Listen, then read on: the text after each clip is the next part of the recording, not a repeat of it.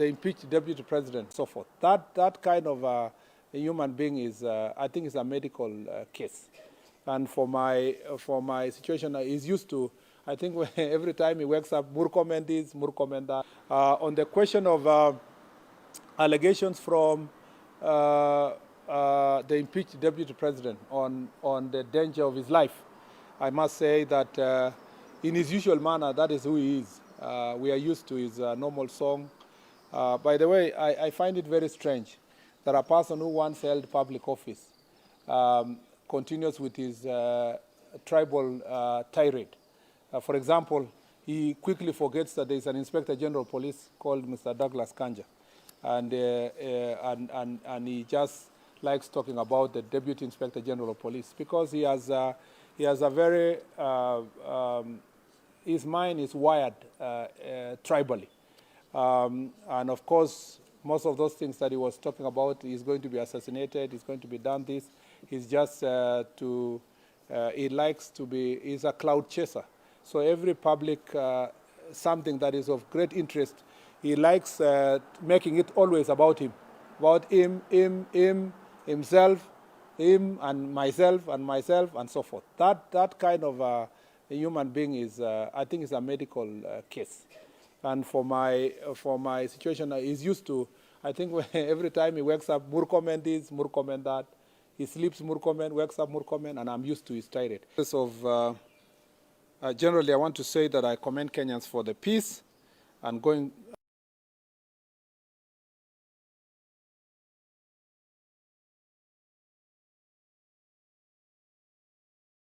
Reported in the country in relation to today's demonstrations.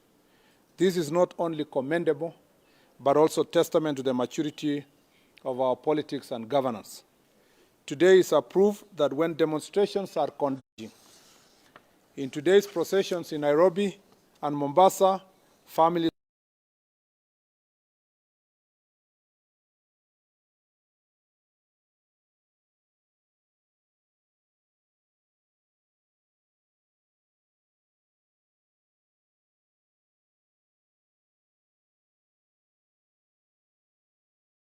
was breach of peace in Nairobi. Our security agencies took measures to protect businesses in the city and avert chaos. Security screening was therefore attempted to commit diverse crimes in guise of staging peaceful, while no arrests were reported from Northeastern, Nyanza, and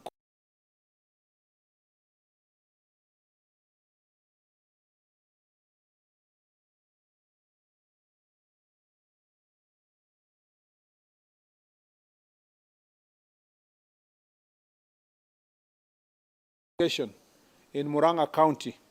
One, Mr. Anthony Kadungu, sustained injuries following an attack by a group of individuals who were attempting to erect a jealously. Thank you, and may God bless you and bless our country. Thank you very much. I will take also, a few questions. Inconvenience as a result of what I told you last night.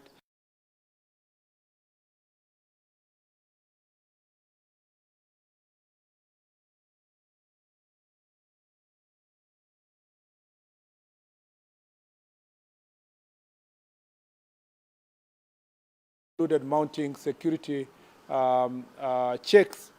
Unfortunately, some people were inconvenienced, but also that some goons and criminals and gangs to come and attack people, and so out of caution, a number of people did not come to town. But learning from the lessons of town is the type of example that you want in a country like ours going forward. And this, I believe, and I want to request Kenyans and future organizers for protests or attempting to organize criminal activities. Of course, as I've told you yesterday, and I continue emphasizing, there are cases where you have general information about certain political actors and what they plan. And as you saw even today, yesterday I didn't mention any name, but as a result of what I said yesterday, one of them lifted his hand up and started responding to me in the morning. So, you know, it's only the guilty who are afraid. And as you saw today, one of them was wrote a very long Facebook post to defend himself, even if I didn't mention his name. So those are some of those actors in place. Concentrating is to concentrate on arresting the very perpetrators, the person who is found on site and the one that is carrying out that criminal activity, so that then if they wish to go and name their sponsors and implicate them, that then we'll pick from there. I will. Just wanted to know, in terms of arrest, pre-arrest, those ones were arrested last night, yes. Today, and also if you're able to give us the economical loss. Nairobi was constantly shut down. People were not able to get into the migrations. Those ones who had appointments with the passports, the doctors, and all that. Are you able to give us the economic cost? Amount of economical loss, both in terms of public and private, and also the pre-arrest and exactly the number of people you arrested and where? Thank you. Let me say I had already listed the number of people that have been arrested in different parts. That list, you know, there is no before, because it was a very short time. Between the time we, last night and this morning and up to now was a very short time. It's not even 24 hours. So it's difficult to say there is a pre and post. And you see, less than 6 hours after our press conference yesterday was today. Last night the police continued to carry out their responsibilities. There was no time to segregate that this one was arrested at 3, at 9, at 10, or midnight, past midnight. So it's a very short time. And that is not very material. What is material is that where they were arrested, what they were arrested for, and when they will be presented to court. You know, of course, that you cannot hold anyone beyond 24 hours. So by tomorrow, a number of them will be presented to court. Some also have been arrested. They record statement, and investigation can continue for those who have been released from being arrested. On the question of economic cost of this, basically shutting down or closing businesses, and the inconvenience caused by the I must say that we are not properly competent to respond to that question. The most competent institution is the National Bureau of Statistics, working together with the business community. They will give us their statistics. There have been various numbers that have been shared in the past as a result of demonstrations, and I think I'll leave it to that. I'll leave to the National Bureau of Statistics and the economists to be able to share, and the business community to do so. Yes.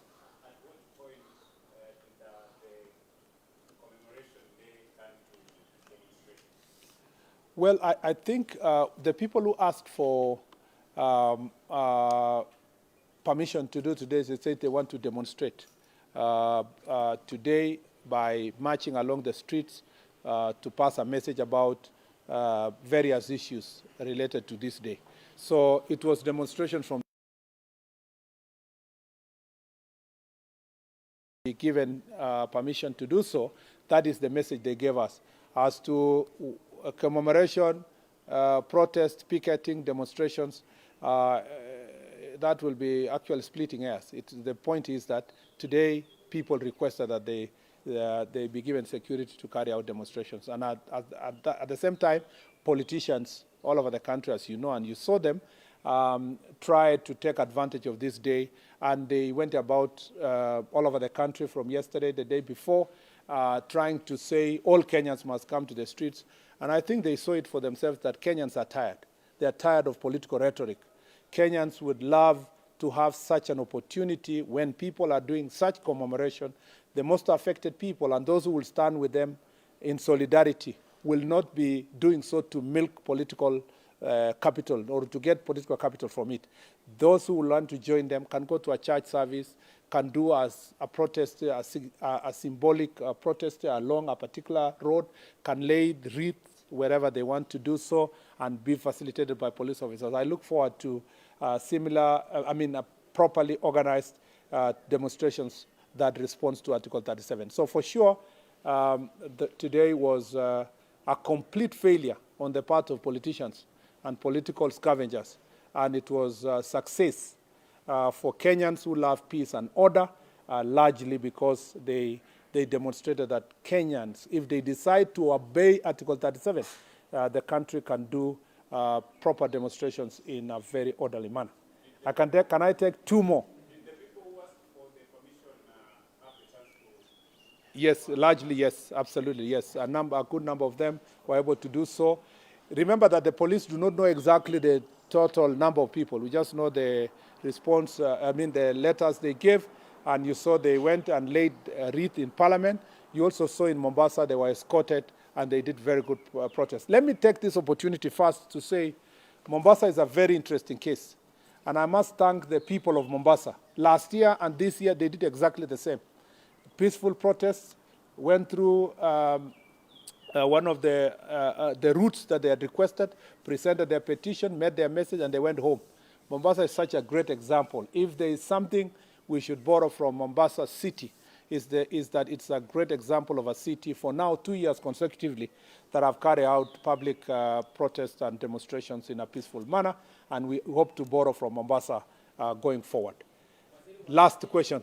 Allow me to allow other people to. Thank you, Steve Ocheni for the nation. Waziri, you said Assistant Chief was today. What was the extent of the injury and the people that arrested? Some of them among those. Then it's good you mentioned that someone in the morning really felt things were hot and made an outpost. I know of one, the former deputy president. He had very serious allegations that 15 officers were organized to create harm to him and people in Nyeri. And those are previous allegations. Perhaps what is the government's response to this? Thank you. First, let me say the chief was treated, the chief in Muranga was treated and released, and is in good condition. At least it was properly attended to by medical personnel, and I'm happy that his life is out of danger. On the part of, I know some people like to know how many injuries. So far, there are no other reported injuries, but if and when it's reported, we will make sure that it is given out to public. Except for the chief, there are no other reported injuries.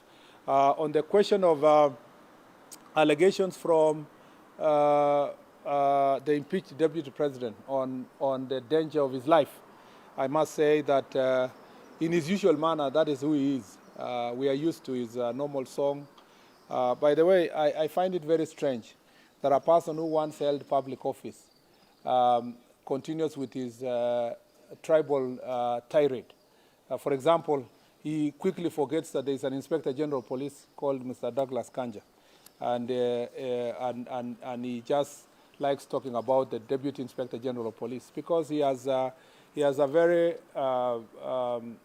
his mind is wired tribally, and of course most of those things that he was talking about, he's going to be assassinated, he's going to be done this. He's just he likes to be, he's a cloud chaser. So every public, something that is of great interest, he likes making it always about him, himself, him and myself, and so forth. That kind of a human being is, I think, is a medical case. And for my situation, he's used to, I think every time he wakes up, Murkomen this, Murkomen that. He sleeps Murkomen, wakes up Murkomen, and I'm used to his tirade. By the way, it's not a new thing. Even in the last administration, he used to sing the same about the former minister. So it's not something new. And I see nowadays he's very cozy with that minister, and he doesn't ask questions about those things he used to say in the past. So we are used to his tirade, and those kind of politicians are unfortunately an embarrassment to our country. This country is peaceful. This country is united.